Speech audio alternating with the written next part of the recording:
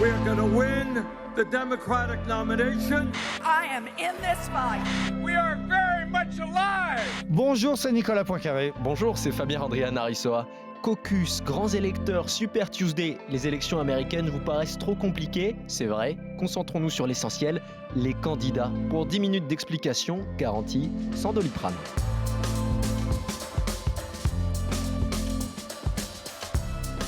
Vous voulez savoir qui sera le prochain président des États-Unis ? On ne peut pas vous le dire, mais c'est déjà beaucoup plus clair après le Super Tuesday. Petit point vocabulaire, il s'agit du vote des électeurs de 14 États pour désigner le candidat démocrate face à Donald Trump. Promis, on arrête, plus de points techniques. Vous allez voir, en fait, seuls 3 personnages nous intéressent. Et oui, parce que depuis ce super mardi, on sait que quoi qu'il arrive, le prochain président américain sera un homme blanc de plus de 70 ans et hétérosexuel. Ce sera soit Trump, soit Bernie Sanders, soit Joe Biden. Je vous dis tout ce qu'il faut savoir sur l'original Bernie Sanders et le beaucoup plus classique Joe Biden. Expliquez-nous le monde. Un podcast RMC. Nicolas Poincaré. Fabien Andrian-Arissoa. Si vous avez suivi un peu le Super Tuesday, il y en a un qui a passé, mais alors un Super Tuesday, c'est Joe Biden. Il se tient au pupitre au milieu de ses fans et il explique « Il y a quelques jours, les médias et les sondages me disaient mort, et puis je l'ai emporté en Caroline du Sud et dans tout un tas d'États, donc tout va bien, je veux dire que je suis plus que jamais vivant. » Ce qu'il faut savoir, Nicolas, c'est qu'il est plus que jamais vivant, mais c'est quand même un vieux routier de la politique américaine, Joe Biden. Ah oui, les Américains le connaissent par cœur. Il a été élu sénateur du Delaware. Il avait 29 ans. C'était en 1972. Ça fait presque 50 ans qu'il est là. En 1972, il se fait élire. Et en même temps, il a un drame dans sa vie. Sa femme et ses 3 enfants étaient dans une voiture. Un accident très grave. Sa femme meurt sur le coup. Sa petite fille, qui avait à peine 13 mois, meurt également. Et ses 2 fils sont grièvement blessés. Ils se retrouve veuf, il va élever tout seul ses 2 fils et puis l'un des 2 va ensuite mourir d'un cancer du cerveau. Reste donc un fils, le fameux Hunter, qui est un peu son boulet aujourd'hui, puisqu'on sait, il s'est retrouvé au cœur de l'affaire ukrainienne. Vous savez que c'est ça qui a déclenché un procès en destitution contre Trump, parce que donc le fils Biden faisait du business à Kiev avec les Ukrainiens et qu'on a soupçonné Trump d'avoir essayé d'utiliser ça et d'utiliser le témoignage du président ukrainien pour nuire à Biden. Bref, ça a valu des ennuis à Trump, mais ça en vaut aussi au père. Plus une autre casserole, c'est que ce garçon vient d'avoir 2 bébés en même temps, un avec son épouse et l'autre avec une stripteaseuse. Voilà le parcours familial de Joe Biden, mais en tout cas, ce qu'il faut retenir, c'est que c'est vraiment un homme que les Américains connaissent par cœur depuis 50 ans. Il y a 15 jours, on vous avait parlé du procès d'Harvey Weinstein et de tout le mouvement MeToo. Eh bien, ce qu'il faut savoir avec Joe Biden, c'est qu'il a failli tomber. On lui reprochait d'être trop tactile avec les femmes, c'est ça ? Oui, il y a plusieurs de ses collaboratrices, dont une qui est une élue aujourd'hui, qui lui reproche des gestes déplacés. Alors effectivement, on ne parle pas de harcèlement sexuel, mais plutôt de grande maladresse. Il faut dire que c'est un gaffeur, ce garçon de 77 ans. Il a dû préciser récemment qu'il n'était pas en train de perdre la tête. Et pourquoi est-ce qu'il l'a dit ? Parce que la question se posait, effectivement. Il a eu parfois des gestes un petit peu bizarres. Une fois, pendant un discours, sa femme a tendu la main vers lui, il a attrapé et il a mordu le doigt de sa femme. C'était pour faire une blague, mais ça faisait un petit peu bizarre. Enfin bref, il n'est pas tout jeune, ça se voit de temps en temps. Il était un petit peu bègue dans sa jeunesse, ça s'entend aussi un petit peu de temps en temps. Bon, attention, c'est aussi un homme d'expérience, c'est aussi un homme qui a été 8 ans le vice-président de Barack Obama, qui connaît très bien les questions militaires et les questions de politique étrangère. Il ne faudrait pas en faire non plus l'idiot du village, le béné. Mais enfin, toutes ces gaffes et toutes ces histoires dont on vient de parler, ça va quand même être un handicap.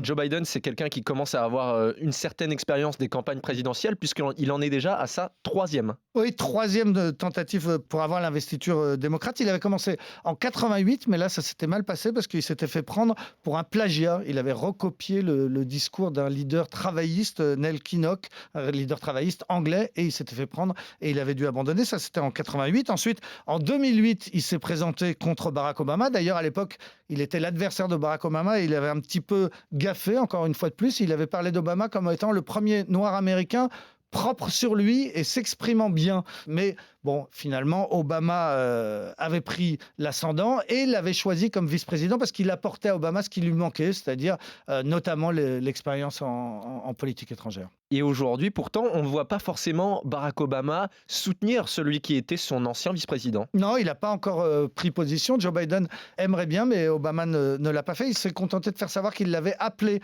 après sa victoire le week-end dernier en Caroline du Sud. Il lui a passé un coup de fil, ce qui est un petit soutien, mais enfin pas un soutien officiel. Mais Biden, lui, il fait tout pour essayer de démontrer que les Obama sont avec lui. D'abord, il a laissé entendre que si jamais il était candidat, il pourrait prendre sur son ticket comme vice-présidente Michelle Obama. On ne sait pas si elle accepterait, mais enfin, lui, il suggère l'idée de la prendre. Et puis, Barack Obama, il voudrait le nommer juge à la Cour suprême, ce qui est très important là-bas.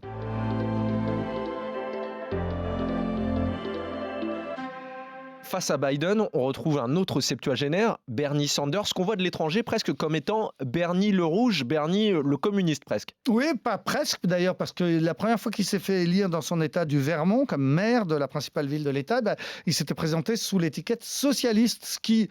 Aux États-Unis, socialiste, c'est effectivement communiste chez nous largement. Donc, il se revendique. Il n'est d'ailleurs même pas membre du Parti démocrate. Il est indépendant, socialiste. Donc, effectivement, et ça, c'est tout à fait original dans l'histoire américaine. Jamais un candidat aussi à gauche n'est arrivé aussi loin, puisque déjà, et à 4 ans, il avait challengé Hillary Clinton jusqu'au bout. Il l'avait emporté de justesse dans la primaire démocrate. Et puis là, il est encore une fois dans la course, dans les 2 derniers pour cette investiture.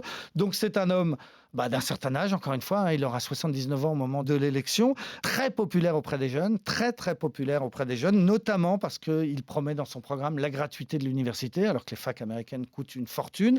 Donc c'est un programme très très à gauche, il promet de taxer les transactions financières, il promet un impôt sur les grandes fortunes, alors sur les très grandes fortunes, parce qu'il taxerait à partir d'une fortune d'$1 milliard, ce qui est quand même énorme, mais à 5%. Enfin voilà, c'est le vieux monsieur que les jeunes Américains aiment beaucoup, dont on dit toujours qu'il n'a aucune chance d'être président américain, mais qui est toujours là, qui se retrouve en finale de la primaire démocrate.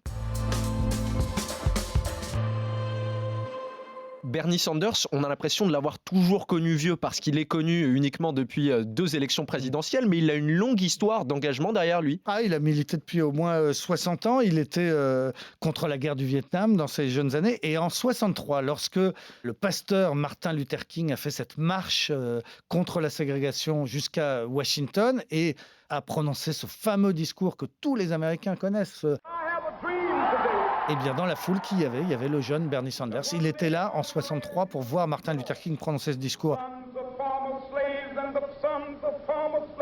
C'est émouvant. Et puis en même temps, ça ne le rajeunit pas de savoir qu'en 63, c'était déjà un militant politique. Justement, Bernie Sanders, il sait très bien qu'il ne fait pas la course en tête et qu'à chaque fois, justement, on le dit perdant. Écoutez-le, la nuit du Super Tuesday. Quand nous avons commencé cette course pour la présidentielle, tout le monde a dit « ça ne marchera pas ». Mais nous allons remporter l'investiture et nous allons battre le président le plus dangereux de l'histoire de ce pays. Parce que ça reste ça, l'objectif à la fin des fins, c'est Trump et c'est peut-être celui qui se frotte les mains en ce moment. Effectivement, il se frotte les mains et il le fait savoir, il tweet, il se moque de ses 2 adversaires potentiels. Il est plutôt content parce qu'effectivement, il y a soit Joe Biden, on l'a vu, pas très charismatique, un petit peu gaffeur, soit Bernie Sanders, plus charismatique mais très très à gauche. Donc sur le papier, pour Trump, c'est parfait. Il s'est débarrassé notamment au cours de ce super mardi de Michael Bloomberg, l'ancien maire de New York, le milliardaire qui avait énormément d'argent et qui aurait pu lui faire de l'ombre et qui est maintenant hors jeu. Donc, il n'y en a plus que 3 dans la course. Trump, 73 ans, Bernie Sanders, 78, Joe Biden, 77. Un de ces 3-là sera le président. Me demandez pas lequel. Parce que vraiment, sur les élections américaines, on fait trop de faux pronostics. On dit sur le papier... C'est formidable pour Trump parce que Bernie Sanders et Joe Biden sont trop vieux, trop gaffeurs, trop à gauche, etc. Mais bon, Trump, il est trop tout ce que vous voulez et il a quand même gagné il y a 4 ans et il peut encore gagner en novembre prochain. Tout peut arriver. Comme ça, au moins, si vous écoutez ce podcast dans quelques mois, en fin d'année, quand l'élection sera passée, vous ne pourrez pas nous taper dessus sur les réseaux sociaux.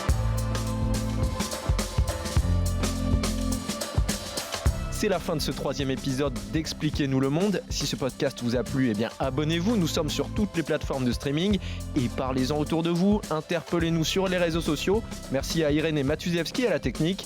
À la semaine prochaine. À la semaine prochaine, Fabien. Retrouvez Nicolas Poincaré dans Bourdin Direct Tous les matins à 7h50 sur RMC.